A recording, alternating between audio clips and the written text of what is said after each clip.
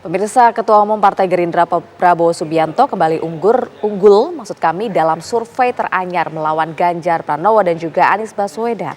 Namun dalam beberapa simulasi pasangan, Prabowo Subianto harus bersaing ketat dengan Ganjar Pranowo.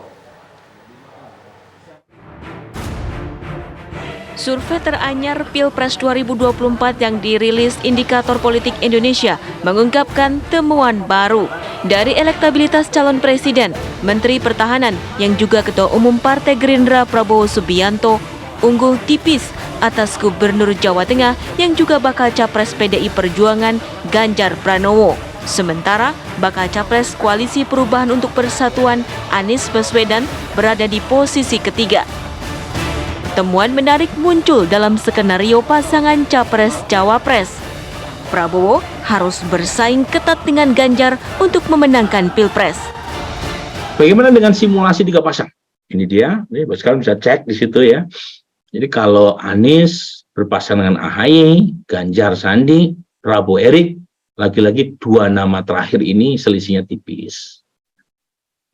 Kalau misalnya Ganjar sama Erik lebih unggul kalau dibanding Prabowo dan Erlangga, selisihnya 4%, meskipun masih dalam margin of error. Bagaimana dengan kalau Anies sama Sandi lebih dikit naik itu ya, Anies Sandi sedikit lebih meningkat suaranya ketimbang Anies AHY. Nah, kalau Ganjar memilih Pak Nazarudin, Pak Prabowo memilih Erik, Pak Prabowo gantian lebih unggul, selisihnya 4%. Jadi Erik punya daya ungkit sekitar 4%-an. Meskipun lagi-lagi tidak signifikan, tetapi selisih 4% dalam pertarungan yang ketat, terutama melawan Ganjar, menjadi krusial. Nah ini bagaimana kalau Anies AHY, Ganjar Erik, Prabowo Gibran. Per hari ini yang unggul masih Ganjar Erik dibanding Prabowo Gibran. Per hari ini ya kan pemilunya masih 7 bulan lagi. Bagaimana kalau Anies AHY, Ganjar Pranowo, Prabowo Muhaimin, Ganjar Pranowo Erik, Prabowo Muhaimin. Hasilnya begini.